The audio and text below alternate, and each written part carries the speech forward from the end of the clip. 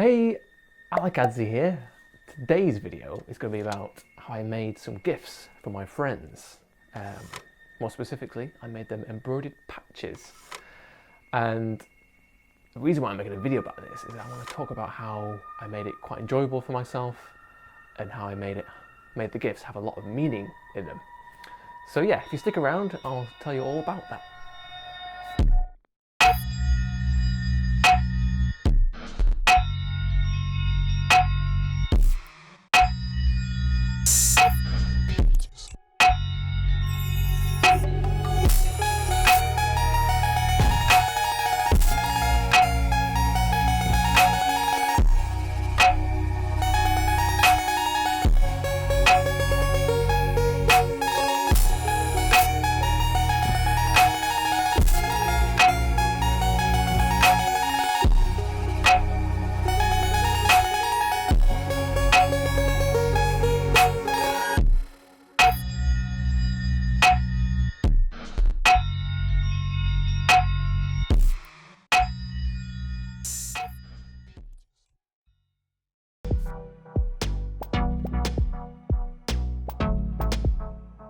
So, I've got two friends' birthdays coming up.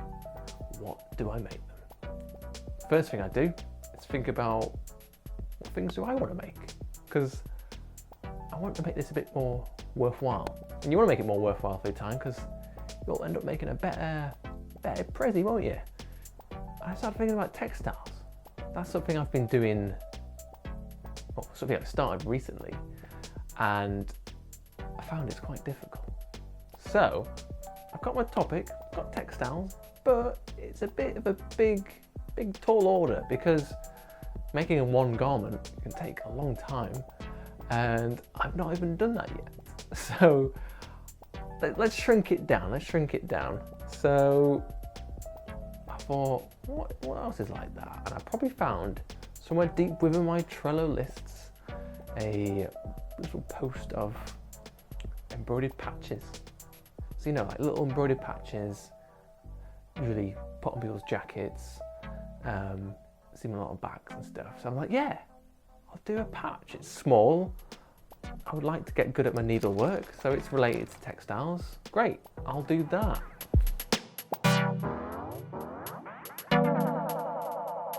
So the second and last important thing to remember in this process of making a meaningful gift is to, of course, make it personable. Personalize it in some way related to your friend or family. So don't just pop their name on it. That's okay, but you can definitely do much better.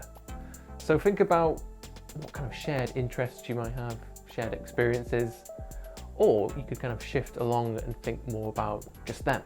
What experiences have they had, where have they been, what have they done? And just take it from there. Just jot down a few ideas, think about what it could be, and then just work from that.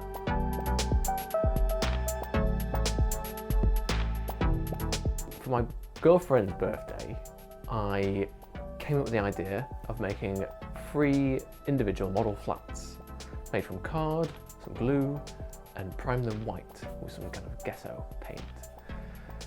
Which seems nice. They look cute. Little buildings, oh cool, that's great. But why? So, my interest. I had an interest in one day building little miniature models, and I've done it in the past. And to do buildings would be quite cute. I thought I'd be quite into that. The next step, personalizing.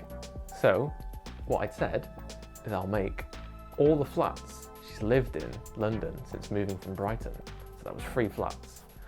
And that was it. Just do it, make it, and I finished it.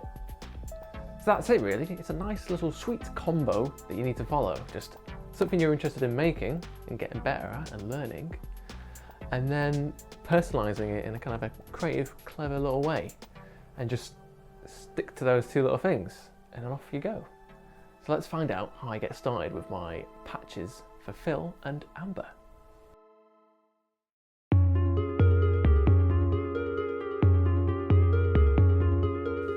So, Phil's patch, where do I begin? I, of course, start with a pen and paper. I scribble down some of his interests, his past experiences and things like that. And then I start drawing some little ideas next to those. And before I know it, I've kept things pretty simple and I've got this idea. The idea being, I'll do a nice Welsh landscape, a Welsh seascape more specifically, because when he was a kid, that's where he grew up, and he's told me about this in the past, how lovely it was. And then the second element would be to put his glasses just floating above it. I just doodled this on, and I was like, oh, that's kind of cool, I'll just do that. It's a little bit random, but it kind of, it's him, you know, his glasses. And then the last touch was just put his initials in it, basically. And I know I did say, don't just slap someone's name on something and that call it personalised, but I think there's enough going on here that I can put the little PM on it.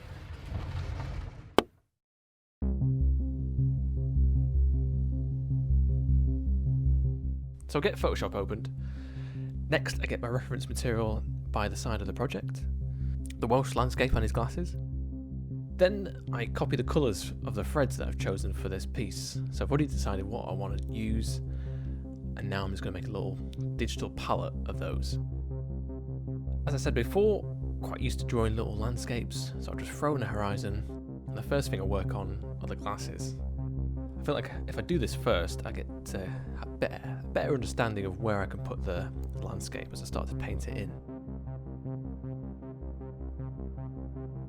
So I'm not adding too much detail into this because I've not made embroidered patches before. With the design now finished, I could print this out, but I might as well just compare it with the hoop. Now it's just time to prepare the fabric, iron it nice and flat, pop it in the hoop, tighten it up, and then just trim any excess. But wait a second, maybe I'm doing things a bit too fast here, being as it is my first embroidered patch. This design already has 10 colours, I'm not sure how to finish it just yet, I don't really want to mess it up.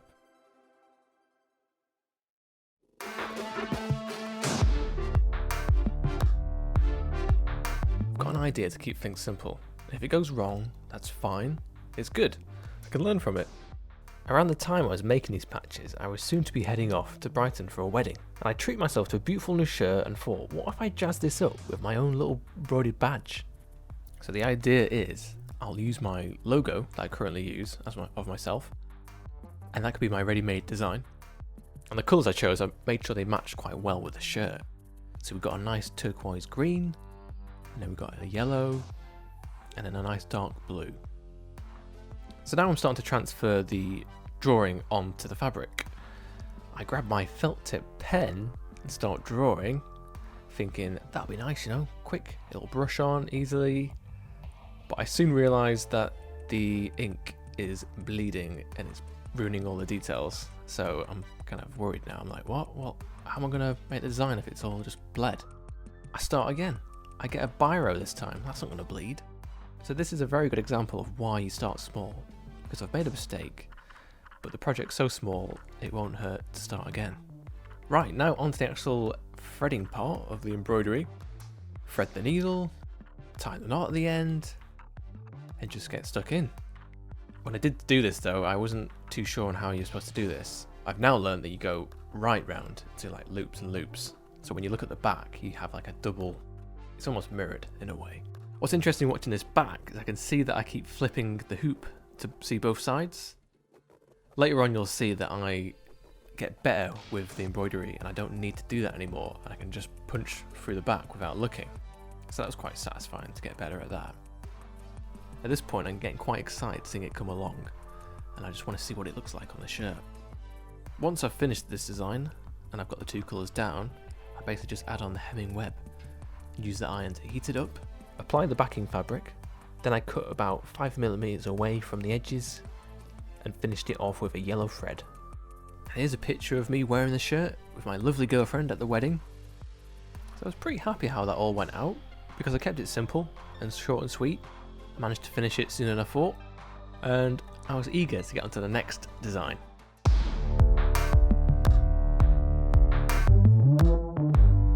Right, back on to making Phil's patch. Now that I've done my little test one, I can just make his now without any worries of any big mistakes. So first of all, use a biro, not a felt tip pen. So I hoop it up. I drew around a jar lid just to make sure I had a better defined circle. And now it's time to start threading it up. Not really knowing where best to start, I decided to start with the most difficult part, the glasses. It doesn't take too long for the embroidery to start to pop out and look very tactile. Soon after this, I had to head off to Brighton.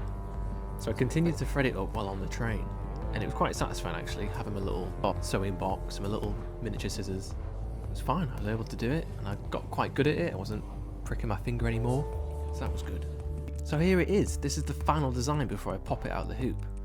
I was planning on filming a bit more of the process, but I just got so into the zone of making it. Each colour I added, I was getting like excited. I just wanted to move on to the next colour and colour. And once again, get the hemming web out, iron it on, and then just thread the edges.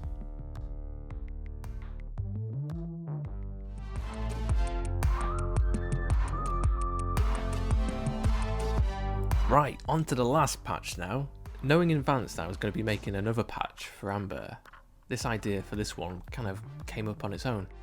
Not too long ago this year, Amber bought a really beautiful plant, and it's called a Sabrina plant. It has these lovely triangular arrow-shaped leaves, but unfortunately it died.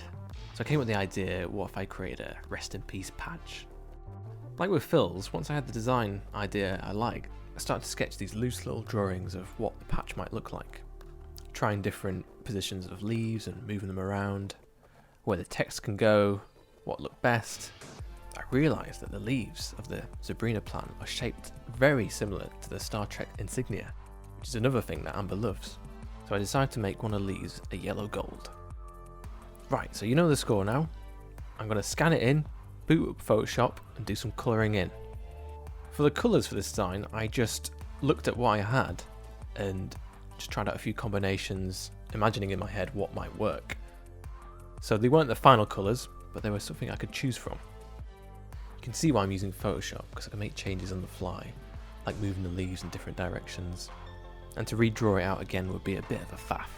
Now that this is my third patch I'm making, I've already adapted my approach to transferring it onto the fabric.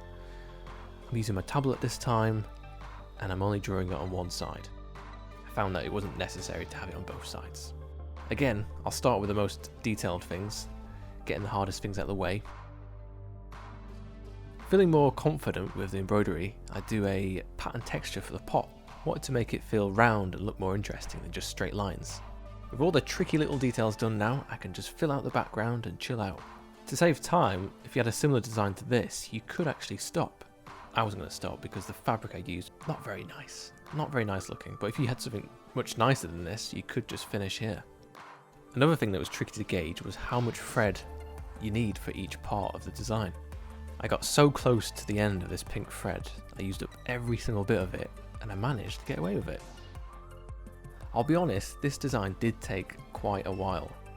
I had to crack out the biscuits and put a bit of Prodigy on to speed things up. And that's the design done. Take out the hoop, give it an iron, cut it out,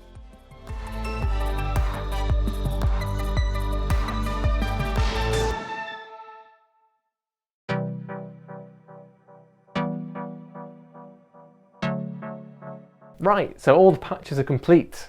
That's 2 patches, one for Phil, one for Amber, and a little bonus one, which was my practice one, which worked out quite well, became my little patch. So that was great. So for just following my little steps I took, which was first, pick something you're interested in.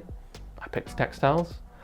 Then I guess a little subcategory of that would be make sure it's not too much of a big project, because textiles was big, can't be doing a whole garment, let's shrink it down. Oh yeah, patches, little embroidery patches. So great, I've got my topic. Next is personalizing it. This is like one of the biggest things really that makes it really special, makes it more than just a homemade gift. And then another little last tip that was quite helpful in all this was seeing the little prototype that I made for my shirt, because I made a few mistakes with it. That was fine, because I was able to learn from those mistakes and not be in a panic about the rest of it, basically. So thanks for watching this video. Hope you found it informative in some way, and hopefully you'll make some nice lovely gifts for your friends and family. And if you like the video, hit the like button. If you want to see more, hit subscribe, and I'll see you next time.